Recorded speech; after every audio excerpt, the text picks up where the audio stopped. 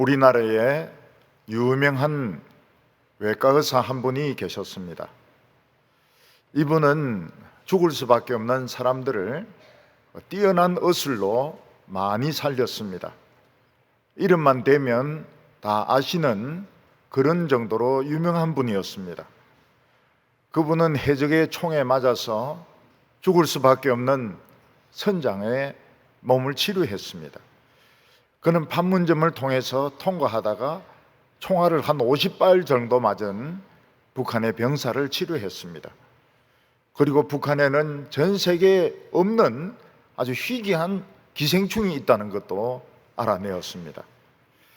근데 이분이 그 헬기 사업이 잘 안 된 것 같습니다.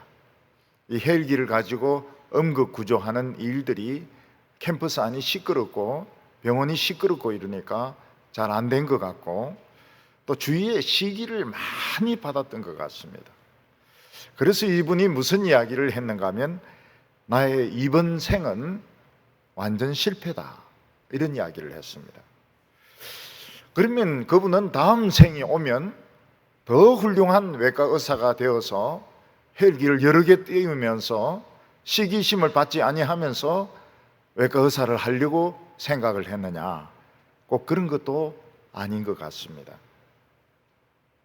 사람들 중에서는 자기에게 새로운 인생이 주어진다면 멋진 인생을 살겠다고 생각하는 분들이 많이 있습니다. 그러나 인간은 때가 되면 다 죽을 수밖에 없고, 한 번 죽으면 이 세상과 영원한 작별을 고하게 됩니다. 사랑하던 가족들과도 작별을 고하게 됩니다. 그래서 모든 나라에 가면 무덤이 다 있습니다. 일본은 묘지가 동네 안에 있습니다. 동네 안에 비석을 세워놓고 그 밑에 낙골당을 두고 그들은 그 비석을 닦는 것이, 물로 부어서 닦는 것이 그 고인을 이렇게 기억하는 그런 방법입니다. 그래서 일본은 산자와 죽은 자가 같이 동거한다, 그런 말을 하기도 합니다. 우리나라는 산자와 죽은 자를 완전히 구별해서 죽은 자는 다 산에 가서 매장을 하고 봉분을 했습니다. 영국 같은 나라, 미국 같은 나라는 교회 뒷마당에, 또 요즘은 좀 묘지가 생긴 것 같아요. 거기에 묘실을 만들어 가지고 정조 할아버지 때부터 시신을 그 묘실 안에 넣어서 이렇게 장례를 치르는 것을 볼 수가 있습니다. 요즘 교회에서 돌아가시는 분들을 이렇게 보면 되게 특별한 경우 외에는 90세가 넘습니다. 92세, 95세, 98세. 98세가 참 아까운 것 같아요. 2년만 더 살면 100살인데 98세에 돌아가시는 분도 있습니다. 옛날에는 60이 되면 노인이고 많이 돌아가셨습니다. 그리고 80이 넘으면 굉장히 장수한다 그러고 참 노망이 들었다는 이런 이야기도 듣고 그랬는데, 지금은 60살은 그냥 청년입니다. 80살도 정정합니다. 근데 만일 사람이 한번 죽었다가 살아나서 1000살, 10,000살까지 살 수 있다면 어떻게 하겠습니까? 아마 자신의 인생 계획을 완전히 바꿀 것입니다. 어떤 사람은 70살, 80살 되어도 대학에 다시 입학을 해가지고 학문을 배우고 박사학위를 받으려고 할 것입니다. 사업하는 사람도 사업에 대해서 굉장히 더 장기적인 계획을 세울 것입니다. 오늘 성경 말씀은 우리에게 어떤 질문을 던지고 있는가 하면, 사람이 죽으면 어떻게 되느냐, 그리고 사람이 과연 부활할 수 있느냐 하는 문제에 대해서 질문을 던지고 있습니다. 사람이 죽는 것하고 또 부활하는 것하고 시간적인 상당한 차이가 있습니다. 사람이 죽으면 어떻게 되느냐, 사람은 어떤 몸으로 부활하느냐, 부활하느냐, 부활이 있느냐 없느냐, 그런 문제를 질문하고 있습니다. 예수님 당시에 유대교파 중에서는 사두개파라는 사람들이 있었습니다. 이 사람들은 같은 유대인이지만 절대로 부활 같은 것은 없다고 믿었습니다. 사람이 이 세상에서 복받고 잘 살면 그게 최고지, 왜 또 죽은 사람이 살아나야 되느냐, 부활 같은 건 없다, 그렇게 주장을 했습니다.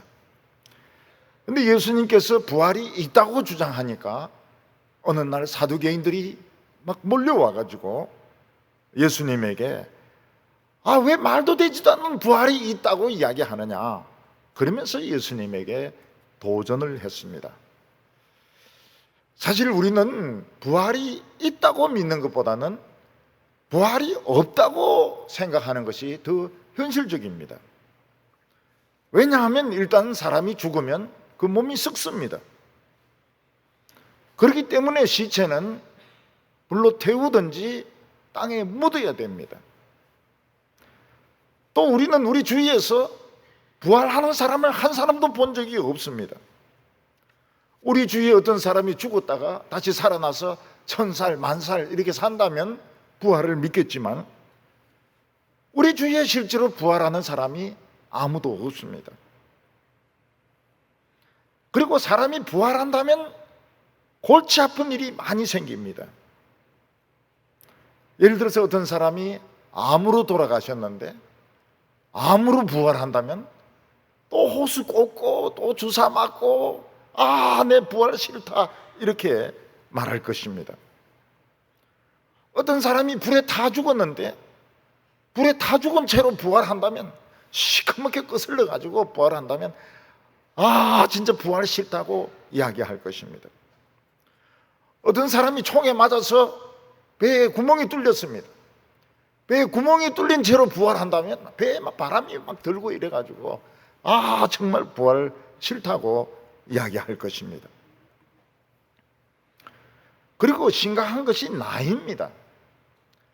아버지는 40에 돌아가셨는데 아들은 70까지 살았습니다. 그럼 부활하고 나서 어떻게 70살이 40살에게 아버지 이렇게 해야 됩니다. 아주 골치 아프죠. 그래서 사람들은 부활이 없다, 그렇게 생각하는 것이 훨씬 더 상식적이라고 생각하고, 지금도 사람들은 부활을 거의 믿지 않습니다.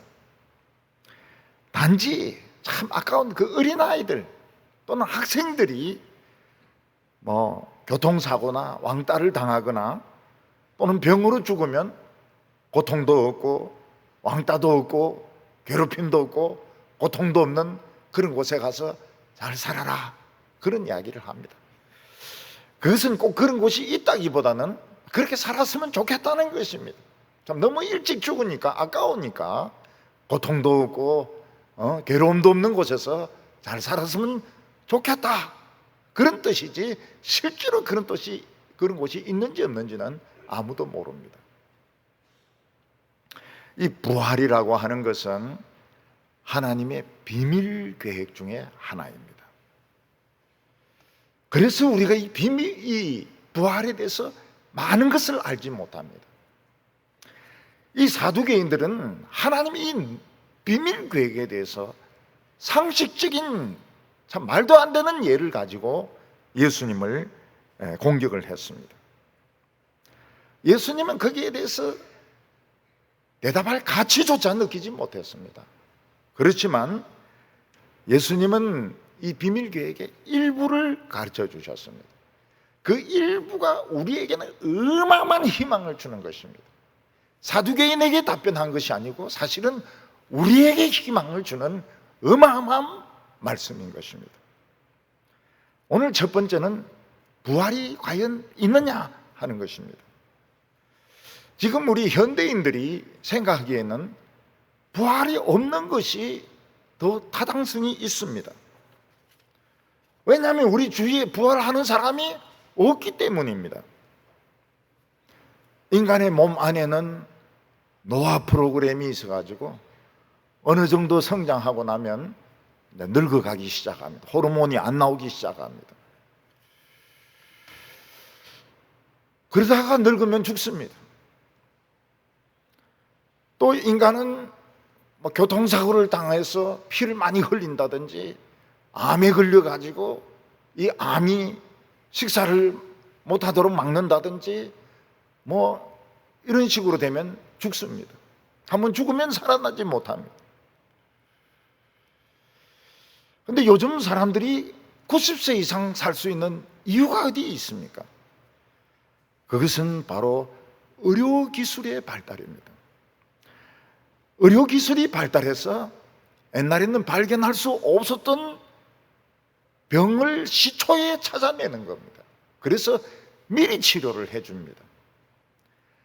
그리고 좋은 약이 엄청나게 많이 개발이 되어 가지고 이 노화된 기관들을 많이 도와줍니다. 그래서 어떤 분은 나이가 들면 약 힘으로 산다 혹은 약발로 산다 그런 말을 하는데 그 말은 틀린 말이 아닌 것입니다. 그러나 인간은 근본적으로 죽음을 피할 수가 없습니다. 한 번 사람이 죽으면 이 세상을 떠나야 되고 그 사람의 존재는 없어집니다. 그러나 예수님은 정반대 말씀을 하셨습니다. 부활이 있을 뿐만 아니라 모든 인간은 다 부활하게 되어 있다고 말씀하셨습니다. 단지 어떤 사람은 생명의 부활로, 어떤 사람은 사망의 부활로 나타나게 된다고 말씀하셨습니다. 하나님께서는 우리 인간이 부활할 수 있는 가능성을 정말 보잘것없는 곤충을 통해서 보여주셨습니다. 그 대표적인 것이 나비입니다. 나비는 배추잎 위를 기어다니면서 배추잎을 뜯어먹는 아주 징그러운 애벌레입니다. 그렇지만 한번 죽는 것 같습니다.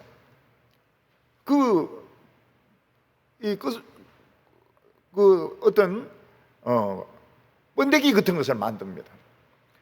그러다가 그걸 뚫고 나오면서 나비가 되는데 빨간 나비는 없습니까? 노란 나비, 흰 나비, 뭐 호랑 나비, 막 그렇게 아름다울 수가 없습니다. 근데 어떤 사람이 막 나비가 뚫고 나오려고 하는 게 너무 안타까워서 빼줬답니다. 빼주니까 못 날라요. 그래서 나비를 도와주지 마세요. 자기가 뚫고 나와야 날아갈 수 있지 막 뚫고 나오려는 거 사람이 이렇게 빼주면 날질 못해요.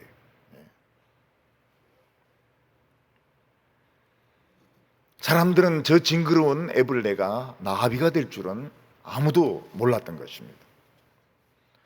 그리고 나쁜 곤충도 있습니다. 모기는 애벌레로 있을 때 장수벌레로 물속에 이렇게 담겨 있습니다. 그러다가 이제 번데기가 되었다가 껍질을 깨고 나와서 모기가 되면 어떻게 됩니까? 생긴 게 팬텀기 같이 생겼습니다. 그러면서 그냥 사람도 물고 아기도 물고 아기는 막 퉁퉁 붓습니다. 또 어떤 사람은 모기인데 잘못 물리면 병원에 가야 됩니다. 너무 퉁퉁 부어가지고. 그리고 정말 경이로운 것이 누에입니다. 누에도 그 애벌레인데 뽕나무 외에는 아무것도 먹지 않습니다. 꼭 뽕나무만 먹습니다. 또 뽕나무 먹고 나서는 한 번씩 하늘을 쳐다봅니다. 하나님께 감사하다는 뜻인 것 같아요. 근데 그 번데기가 됐는데 그 번데기에서 놀랍게 비단실을 뽑아냅니다. 그러니까 이 옛날 왕서방이 입고 자랑하던 그 비단옷이 전부 이 벌레가 만들어낸 실을 가지고 비단을 만든 것입니다. 우리 어렸을 때 사 먹던 번데기는 바로 이 누에 번데기입니다.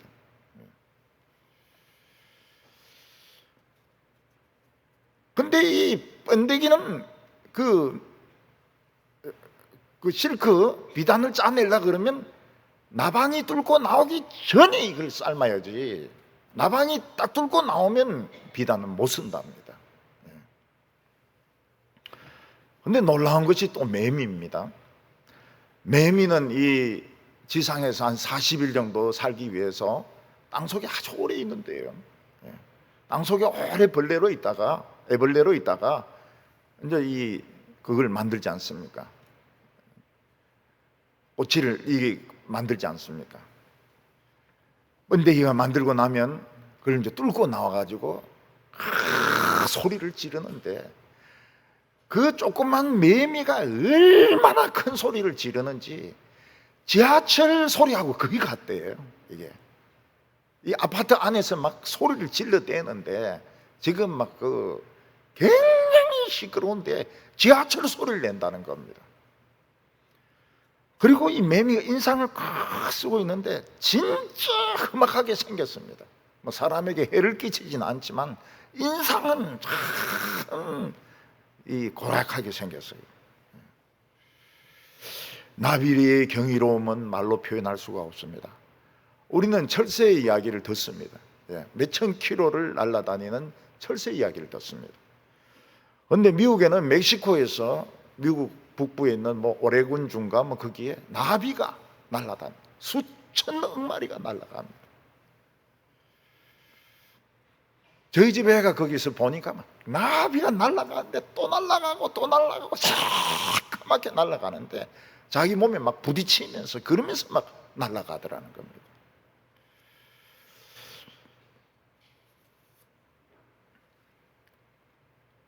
예수님께서는 구약의 딱 한 성경 구절을 해석함으로써 인간이 죽어도 하나님 앞에는 살아있다는 것을 증명을 하셨습니다. 그게 출애굽기 3장 6절 말씀인데 본문은 26절에 나옵니다. 예수님께서 말씀하시기를 죽은 자가 살아난다 하는 것을 말할진대 너희가 모세의 책 중 가시나무 떨기에 관한 글에 하나님께서 모세에게 이르시되 나는 아브라함의 하나님이요 이삭의 하나님이요 야곱의 하나님이로라 하신 말씀을 읽어보지 못하였느냐. 하나님은 죽은 자의 하나님이 아니요 산 자의 하나님이시라. 너희가 크게 오해하였도다. 하나님께서는 모세에게 나타나셨을 때 나는 아브라함이나 이삭이나 야곱이 죽은 지 이미 400년이 지난 그런 시점이었습니다. 그런데 하나님께서는 옛날에 살다가 죽은 아브라함의 하나님, 옛날에 살다가 죽은 이삭의 하나님, 옛날에 살다가 죽은 야곱의 하나님이라고 말씀하지 않고 지금 살아있는 사람처럼 나는 아브라함의 하나님, 이삭의 하나님, 야곱의 하나님이라고 말씀하셨고, 예수님은 거기서 더 붙여가지고 하나님은 죽은 자의 하나님이 아니시고 산 자의 하나님이라고 말씀하셨습니다. 그러니까 하나님이 내 하나님이 된다면, 누구의 하나님이 될 수만 있다면 그 사람은 죽어도 하나님 앞에서 살아있는 것입니다. 우리가 살아있듯이 그 사람도 살아있는 것입니다. 단지 산자와 죽은 자 사이에 큰 무슨 보이지 않는 유리벽 같은 것이 있어서 서로 볼 수 없고 서로 들을 수 없지만 다 하나님 앞에서는 죽은 자나 산 자나 다 똑같이 살아있다고 예수님은 말씀하죠. 놀라운 비밀이죠. 놀라운 비밀이에요. 일본의 그 호텔에 온천을 가보면은 남탕과 여탕 사이에 벽으로 막은 데도 있지만 그냥 나무로 이렇게 막은 데도 있습니다. 그러면은 그 목욕하는 소리가 다 들려요. 말하는 소리도 들리고, 남탕에서 말하는 소리가 여탕에서도 들리고, 여탕에서 말하는 소리가 남탕에서도 들리고, 막 물 끼얹는 소리도 들리고, 보이진 않습니다. 근데 소리는 들리고 거기서 목욕하고 있다는 것을 알 수가 있습니다. 근데 조심해야 되는 게 있습니다. 왜냐하면 이 호텔의 이 온천은 하루나 며칠에 한 번씩 남탕과 여탕을 바꿉니다. 그 냄새 때문에 그런 것 같아요. 남자 특유의 냄새, 여자 특유의 냄새 때문에 그런지 바꿉니다. 그래서 뭣도 모르고 어제 내가 저녁에 목욕했다 이래가지고 새벽에 그냥 혼자 들어갔다가는 잘못하면은 아주 멋진 모습을 보여줄 수가 있는 겁니다. 여자들에게 여탕이 돼 있을 수가 있어요. 대개 이제 혼동이 생기지 않기 때문에 그 입구에 다 붙여 놓습니다. 남탕, 여탕 이렇게 다 붙여 놓는데 정신없이 들어갔다가는 바뀐 줄 모르고 들어갔다가는 여탕으로 들어갈 수가 있는 겁니다. 여러분, 하나님의 백성들은 언제 죽습니까? 하나님의 백성들은 언제 죽습니까? 하나님이 불러야 죽습니다. 하나님이 안 부르면 죽고 싶어도 못 죽습니다. 아무리 죽으려고 해도 못 죽습니다. 하나님이 누구야, 뭐 그시가 이름을 불러줘야 죽는 것이지 못 죽습니다. 그럼 평소에는 어떻게 됩니까? 천사가 옆에서 딱 지키고 있습니다. 그래서 못 죽어요. 하나님이 내 이름을 불러줘야 죽을 수가 있습니다. 근데 안 믿는 사람은 어떻게 됩니까? 이름을 안 부르세요. 그래서 진짜 운이 나쁘면 죽는 겁니다. 운이 나쁘면 죽고 재수가 나쁘면 죽는 것입니다. 예수님은 참 성경 구절 딱 하나로 굉장히 놀라운 말씀을 하셨는데, 그게 바로 산자나 죽은 자나 하나님의 백성들은 하나님 앞에 다 살아있다는 것입니다. 근데 오히려 죽은 자가 더 좋은 상태에서, 더 하나님과 가까운 상태에서, 더 행복한 상태에서 살아있는 것입니다. 우리가 돌아가시면 막 울고 뭐 이러는데 사실은 뭐 그렇게 많이 울고 그래 할 필요가 없어요. 우리보다 훨씬 좋은 상태에 살아계십니다. 우리 교회 어떤 청소년 아버지가 참 신앙이 좋은 분이에요. 이분이 외국에 연수를 갔다가 거기서 심근경색으로 돌아가셨습니다. 근데 자녀들은 아버지의 죽음을 인정하지 않습니다. 그래서 학교 가면서 뭐라고 말합니까? 아버지 학교 다녀오겠습니다 이렇게 말하고 갑니다. 그리고 들어와서는 아버지 학교에서 돌아왔습니다 이렇게 이야기합니다. 이 아이들의 마음속에는 아버지가 안 돌아가신 거예요. 어떤 사람들이 생각하기에는 야, 그 죽은 아버지를 아직 우상으로 생각하느냐 그렇게 생각할지 모르겠지만 그 식구들의 마음속에는 아버지가 살아있는 겁니다. 그런데 실제로 하나님 앞에 살아있습니다. 죽은 자들, 예수 믿다가 죽은 자들 복이 있다고 이야기했습니다. 우리보다 더 살아있습니다. 더 생명력이 넘치고 더 행복하고 더 아름다운 세상에서 살고 있습니다. 그러나 하나님을 믿지 않고 세상만 바라보면서 살고 정욕적으로 살고 그리고 악하게 살았던 사람들은 죽어서 엄부에 딱 갇힙니다. 죄와 사망의 인질이 되고 노예가 되는 것입니다. 그래서 우리가 부활이 있느냐 이런 질문을 할 때 오늘 인간들의 상식으로는 부활을 인정 안 합니다. 그냥 죽어서 좋은 데 가기를 바라고 있습니다. 그러나 하나님께서는 보잘것없는 곤충을 통해서 부활의 모습을 보여주셨고 또 예수님이 성경 말씀을 통해서 그것을 살아있다는 것을 보여주셨고 예수님이 죽었다가 살아나신 것을 통해서 부활을 보여주셨고 나중에 이제 사도 바울은 부활에 대해서 자세히 설명을 합니다.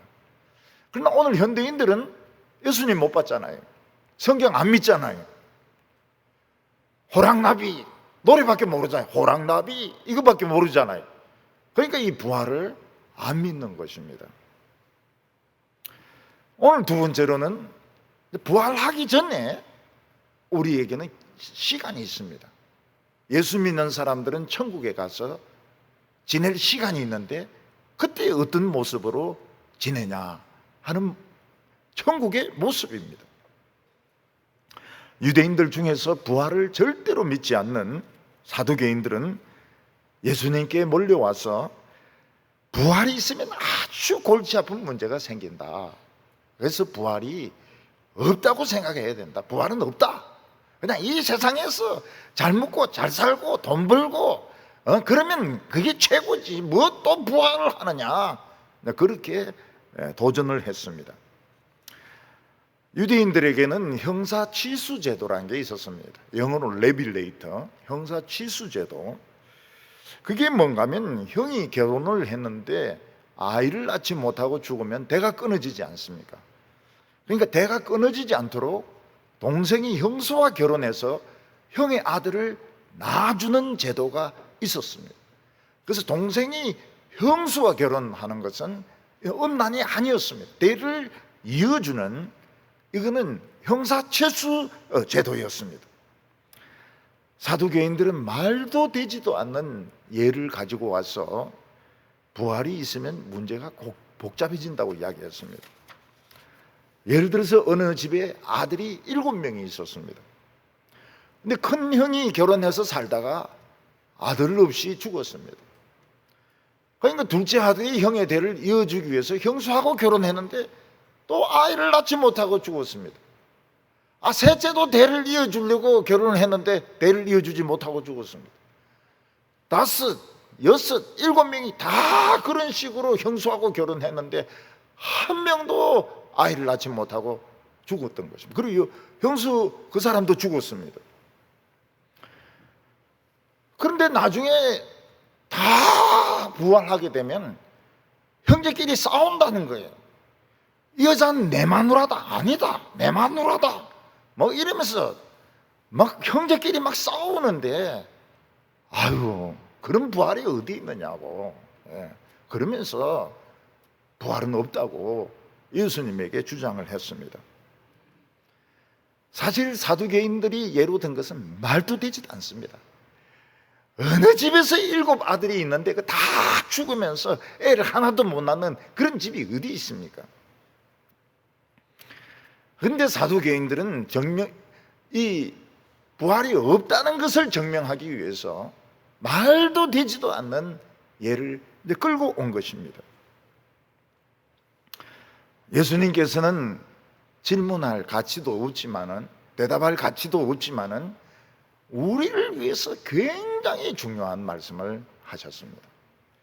24절과 25절 보면 예수께서 이르시되 너희가 성경도 하나님의 능력도 알지 못함으로 오해함이 아니냐. 사람이 죽은 자 가운데에서 살아날 때에는 장가도 아니 가고 시집도 아니 가고 하늘에 있는 천사와 같으니라. 이렇게 말씀하셨습니다. 부활은 하나님이 우리의 영혼을 가지고 완전히 새로운 인간을 창조하시는 것입니다. 그래서 이것은 처음 우주가 창조되고 인간이 만들어질 때보다 훨씬 더 거창하고 웅장하고 화려한 창조가 되는 것입니다. 예를 들어서 어떤 집에 어린 아이가 태어나면 어떤 옷을 입혀줍니까? 아무리 그 집이 돈이 많아도 비단 옷 이런 거 안 입혀줍니다. 그 베네오 저고리라고 해서, 베네오 저고리라고 해서 장국에 되어 있는 그런 옷을 입혀주고, 또 아이가 이 손톱으로 얼굴을 긁을 수 있으니까 얼굴 긁지 못하도록 손에 이렇게 주머니로 싸가지고 묶어 놓습니다. 그 애가 태어나면은 빨간 게 눈도 제대로 뜨지도 못하고 고개도 들지도 못하고 베네주고리 같은 거 이거 입고 입만 살아가지고 엄마 젖을 막 찾습니다. 진짜 입만 살았다는 게 이제 그때 이야기하는 겁니다. 그래 엄마 젖을 발견하면 막 쫙쫙 빨아먹습니다. 엄마 젖 안 나오면 막 웁니다. 그러니까 이 새로 태어난 아기는 베네주고리밖에 입힐 수가 없는 거예요. 근데 그 아이가 다 컸습니다. 처녀가 됐어요. 이제 결혼식을 하게 되었습니다.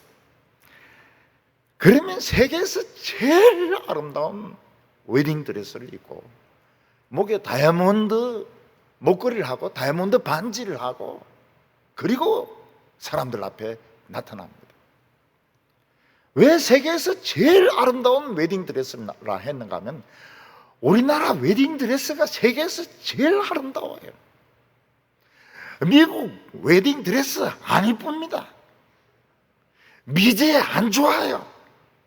할머니가 있던 거 엄마가 있고 엄마가 있던 거 이제 애가 있고 이러니까 안 이뻐요. 외국의 한국의 웨딩드레스 같이 이렇게 이쁘지가 않습니다. 근데 우리나라 웨딩드레스는 너무 하얗고 너무 아름답고 그리고 막 질질 끌고 이제 그렇게 들어옵니다.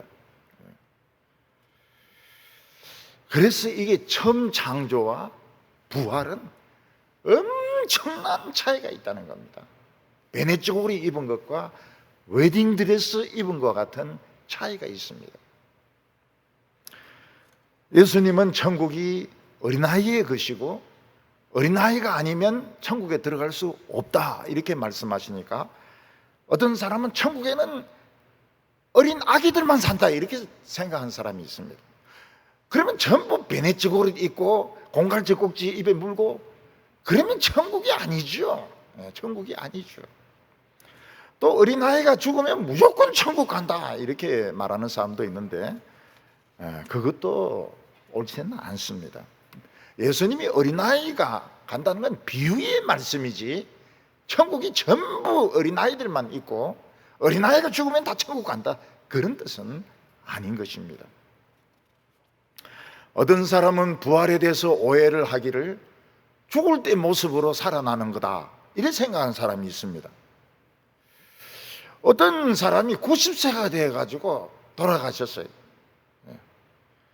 근데 부활한데 90세로 살아난 거예요. 막 얼굴에 주름이 있고 막 허리는 꼬부라지고 뭐라고 말해? 정말 부활 싫다. 네, 정말 부활 싫다. 그렇게 말할 겁니다. 어떤 사람이 뇌성마비 환자였는데 뇌성마비로 또 부활한 거예요. 그러면 부활이 너무너무 싫을 것입니다.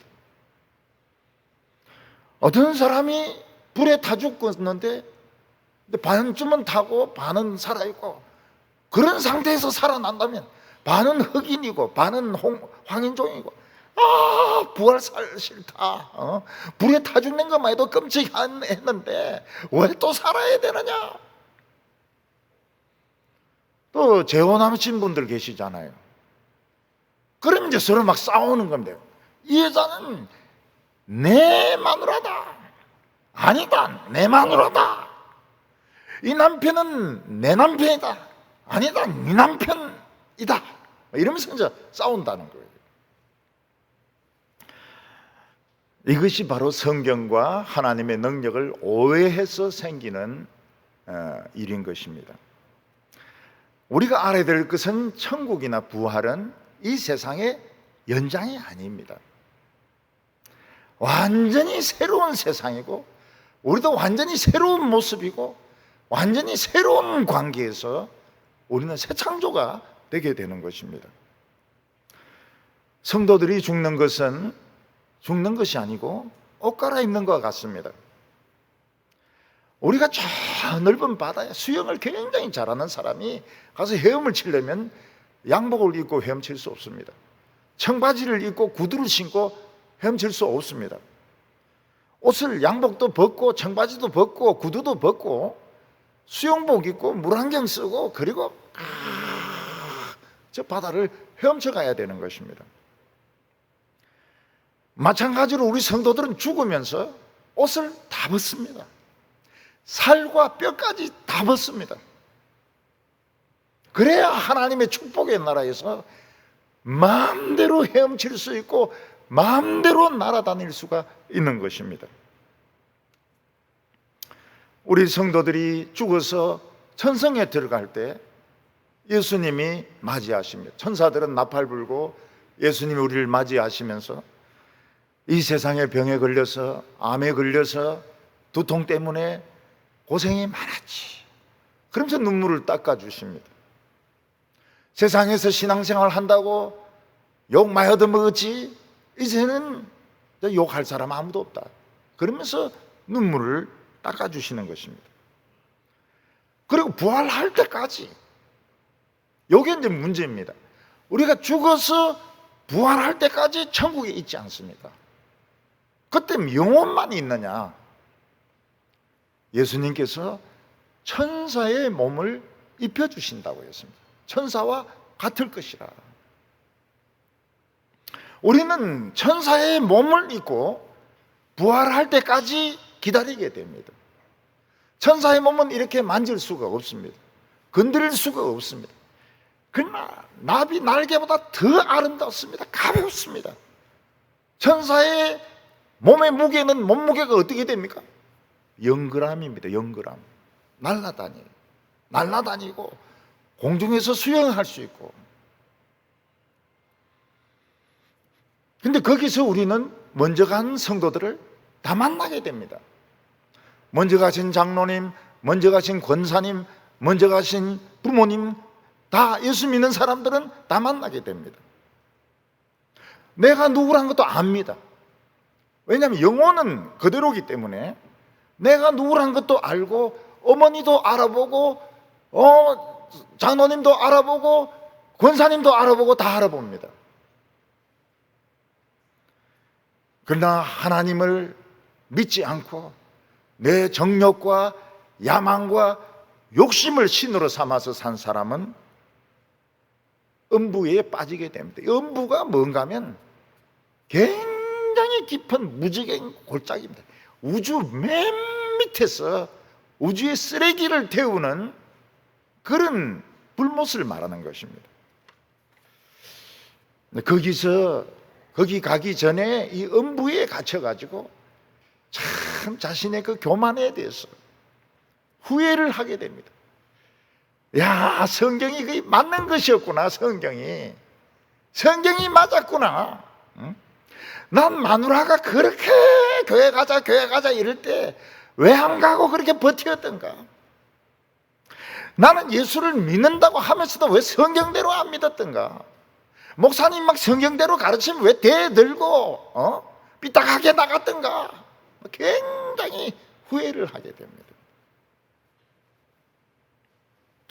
근데 천국에서 놀라운 것 중에 하나는 뭔가 하면 우리가 천국에서 천사의 몸을 가지고 과일을 먹을 수 있다는 겁니다. 죽은 혼은 못 먹습니다. 과일을 먹을 수 있고 물을 마실 수가 있습니다. 생명나무 열매를 먹습니다. 생명수를 마십니다. 혹시 거기 떡이 있다면, 만나로 만든 떡이 있다면 떡도 먹을 수 있습니다. 그러면 천국에도 화장실이 있나요? 없을 겁니다. 왜냐하면 천국은 100% 소화를 시켜버리기 때문에 천국에 또 막 수세식이 있고 푸세식이 있고 정화조가 있고 이러면은 천국이 아니죠. 똥냄새 나는 데는 천국이 아닙니다. 지옥이죠. 그래서 먹습니다. 마십니다. 그러나 100% 소화가 되어버리기 때문에 화장실 필요 없어요. 이게 천국의 모습입니다. 그 천국의 모습은 무엇입니까? 우리가 자기가 누구란 걸 알면서 천사의 몸을 입고 우리가 지내는 것입니다. 그 시간은 우리 시간하고 다릅니다. 1000년이 하루입니다. 하루가 1000년 같습니다. 어머니가 돌아가신 지 굉장히 오래됐습니다. 그래서 천국에 가보니까 어머니가 뭐라고 말씀하십니까? 아들아, 빨리 왔구나. 금방 왔네. 이렇게 이야기한다고. 시간 개념이 다르기 때문에. 그래서 우리는 1000년을 기다렸습니다. 2000년을 기다렸습니다. 이런데 그게 몇 분밖에 안 돼요. 그래서 우리 시간을 가지고 천국을 이야기하면 안 됩니다. 여보, 빨리 따라오라고 했는데 몇십 년 동안 놀다가 이제 오느냐고 이런 부인 없어요. 아유, 빨리 오셨네요. 반갑다고. 그러면서 또 끌어안고 서로 알아보니까요. 그래서 천국 가서 부활할 때까지는 천사의 몸을 입는다. 그리고 먹을 수 있다. 과일도 먹고 물도 마실 수가 있다. 걸어 다니고 날아다닐 수도 있다. 하늘을 헤엄칠 수도 있다고.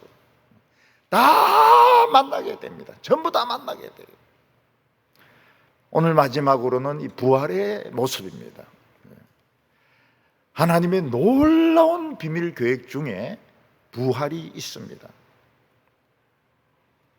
하나님은 이것을 위하여 예수님에게 길을 미리 닦아놓게 하셨습니다.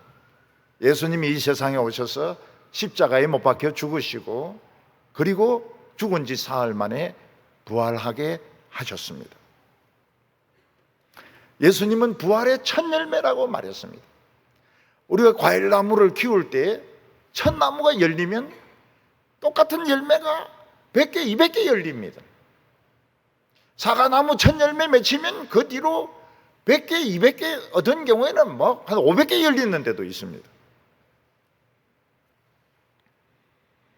이 세상에 누구도 알지 못하고 천사도 알지 못하고 심지어는 하나님의 아들도 모르는 어떤 시간이 있습니다. 바로 그 시간이 무엇인가 하면 우리가 부활하는 시간입니다. 예수님은 도적같이 이 말이라고 말씀하셨습니다. 하나님도 비겁하셔.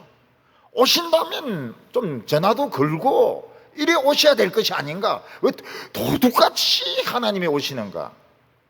평소의 모습을 보려고 하는 것입니다. 미리 알려주면은 실컷 죄짓다가 그때만 양복 딱 입고 성경책 딱 펴놓고 주여 어서 오시옵소서 이러기 때문에 평소의 모습을 보려고 도둑같이 오시는 것입니다. 그 사람들이 예수는 안 온다, 부활이 없다, 먹자, 마시자, 즐기자, 클럽에 가자, 코로나 걸려가지고 죽자, 술 마시자. 근데 어느 날 천사장의 나팔 소리가 나는 겁니다. 빰빠라밤 나팔 소리가 나고 천사장이 막 호령을 소리를 내는데 마이크도 없이 온 세상이 들릴 정도로 모든 인간들아 동작 그만해라. 그리고 모두 심판받으러 나오라. 그러면 공부하다가도 딱 멈춰야 됩니다. 일하다가도 멈춰야 됩니다. 운전하다가도 딱 스톱해야 됩니다.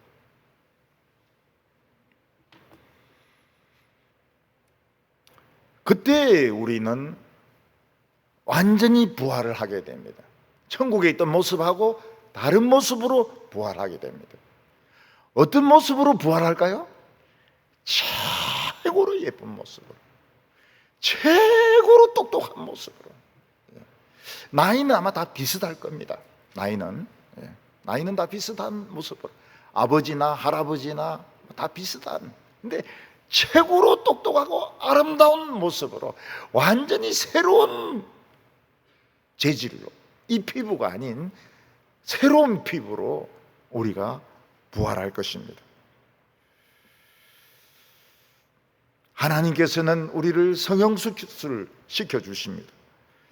그래서 이 세상에서 키가 작았던 분은 커질 것입니다. 또 이 세상에서 장애를 가졌던 분은 완전히 고쳐질 것입니다. 불에 타서 돌아가신 분은 완전한 모습이 회복이 될 것입니다. 가장 아름답고 가장 똑똑한 모습으로, 아프지도 않고 병들지도 않고 화내지도 않고 죽지도 않는 모습으로 우리는 살아나게 됩니다. 어느 시점에. 그거 비밀입니다. 비밀. 근데 우리는 서로를 또 알아봅니다. 어머니시구나, 형님이시구나, 내 동생이구나. 완전히 변했는데 어떻게 알아봅니까? 조금 모습이 남아있어요. 조금 남아있어요. 좀 우리가 어떤 사람 보면 어른이 되면 완전히 달라졌는데 조금 옛날 모습이 남아있어요. 그래서 알아보는 겁니다. 저분이 베드로구나, 저분이 막달라 마리아구나. 그런 걸 알아봅니다. 예수를 믿지 않고 이 세상에 있는 것만 생각하면서 살았던 사람은 유감스럽게도 죽었을 때 모습으로 살아나게 됩니다. 그래서 어떤 사람은 암 환자의 모습으로, 어떤 사람은 차에 치여 죽은 모습으로, 어떤 사람은 불에 타 죽은 모습으로 살아나게 되는데, 이건 부활이 아니고 영원한 죽음입니다. 그들은 우주 맨 밑바닥으로 내려가게 됩니다. 쓰레기 태우는 게헨나, 게헨나가 지옥이란 뜻입니다. 우주에 쓰레기를 태우는 그곳에 가가지고 그 불못에서 유황과 함께 영원히 타게 됩니다.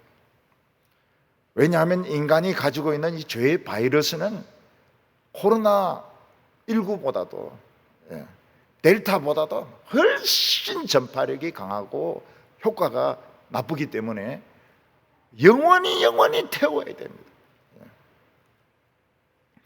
그런데 몸 안에서는 구더기들이 자꾸 나와요. 구더기들이 자꾸 나오게 되고, 이 게헨나에서는 물이 한 방울도 없습니다. 물을 못 마셔가지고 인간의 혀가 돌같이 돕니다. 차돌같이 돼요. 물이 없어요.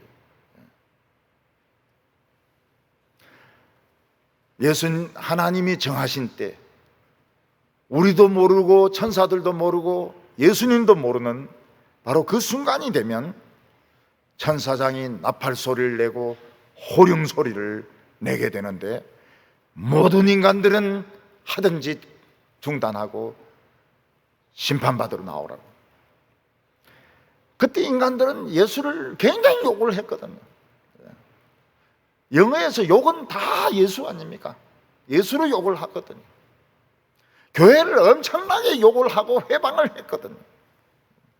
더러운 생활 엄청나게 했거든요. 한국 사람 좀 덜한 것 같은데요.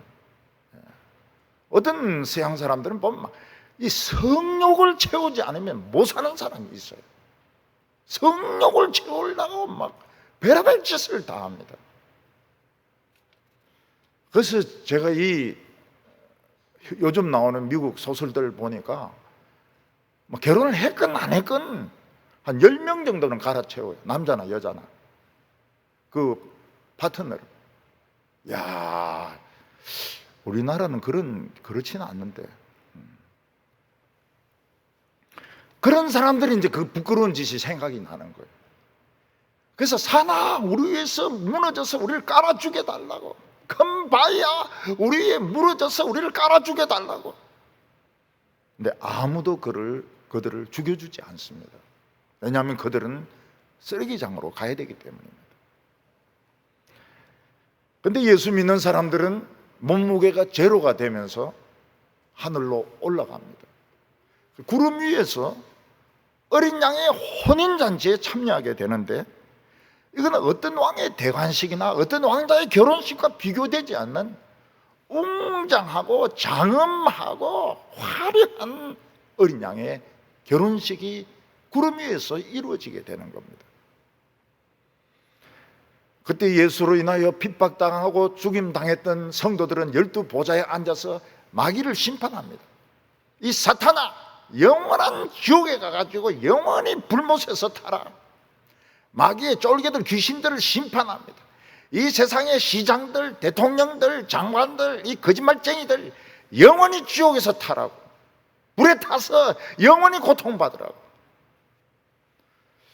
그래 사도 바울은 성도들에게 말하기를, 우리가 뭐 시장하고 대통령, 뭐 장군들 다 심판할 건데 왜 이 세상에서 그렇게 빌빌거리면서 사느냐고 책망을 했습니다. 우리가 심판할 사람들인데, 재판할 사람들인데, 예수님과 함께 왜 이 세상에서 뭐 시장이면 빌빌거리고 뭐 국회의원이라고 하면 뭐 대단한 줄 알고 말이죠. 우리 예수 믿는 사람들은 신부 옷을 입고 최고로 아름다운 옷을 입고 어린 양의 혼인잔치에 참여하게 됩니다. 웨딩 드레스. 세계에서 최고가 아닙니다. 우주에서 최고 아름다운 드레스, 옷을 입고 어린 양의 혼인잔치에 참여하게 됩니다. 우리 부활한 사람은 몸이 있습니다. 만질 수가 있어요. 천사 몸하고 다릅니다. 근데 이 재질이 달라요. 재질이. 만질 수도 있고 안아줄 수도 있습니다. 그리고 우리 몸이 평상 몸이 있고 정복에 해당되는 몸이 있습니다. 평상복은 그냥 아름답죠. 나비의 날개처럼 아름답습니다. 그렇지만 그 정복에 해당되는 옷은 빛이 납니다. 태양 같은 빛이 나고 달 같은 빛이 나고 별 같은 빛이 납니다. 그래서 그 어린 양의 혼인잔치 할 때 막 별들이 수두룩하고 태양이 수두룩하고 달들이 막 수두룩합니다. 왜냐하면 우리가 정복을 입고 어린 양의 혼인잔치에 참여하기 때문입니다. 그때 우리는 위대한 합창을 하게 될 것입니다. 노래를 부르게 됩니다. 아마 핸델의 메시아보다 훨씬 웅장한 노래를 부르게 될 것입니다. 그리고 일찍 죽임당한 어린 양에게 모든 영광과 권력과 존귀와 모든 것을 돌려드릴 것입니다. 인간이 차지하고 있었던 권력, 부귀, 영화 모든 것을 빼앗아서 어린 양에게 돌려드릴 것입니다. 그리고 우리는 하나님의 상속자라서 천국을 내 것으로 물려받고 우주를 내 것으로 물려받게 됩니다. 청황성, 명황성, 토성, 화성, 은하수 우리가 물려받게 됩니다. 우리가 천국에서 무엇을 하느냐? 노래만 계속 노래만 부르고 예배만 드리면 지겨워서 어떻게 천국에 있겠냐? 그게 몰라서 그런 겁니다. 하나님은 비밀로 하셨어요. 근데 우리가 할 아름답고 멋진 일이 준비되어 있습니다. 그러나 그것은 비밀입니다. 우리가 천국 영광을 바라본 자는 이 세상에서 모든 것을 다 가지면 안 됩니다. 이 세상에서 모든 것을 다 가지면 일단 실격이에요. 뭔가는 안 가져야 됩니다. 명예를 안 가든지 돈을 안 가지든지 감투를 안 쓰든지 뭔가 고난을 받든지 다 가지면 안 돼요. 다 가지면 실격입니다. 우리는 뭔가 부족한 것이 있어야 주님을 만날 수가 있습니다. 우리가 부활했을 때 주님은 결혼을 하지 않는다고 말씀하셨습니다. 그건 남자와 여자가 없어진다는 말이 아닙니다. 남자와 여자가 있으니까 얼마나 좋습니까? 그러나 결혼할 필요를 느끼지 못해요. 너무 행복하기 때문에, 너무너무 행복하고 너무 좋기 때문에 성생활을 할 필요가 못 느끼는 것입니다. 예수님은 이것을 위해서, 우리를 위해서 죽으셨다가 부활하셔서 첫 열매가 되셨습니다. 너희가 세상에서 환난을 당하나 담대하라. 내가 세상을 이겼노라. 나는 부활이요 생명이니 나를 믿는 자는 죽어도 살겠고 살아서 믿는 자는 영원히 죽지 아니하리라.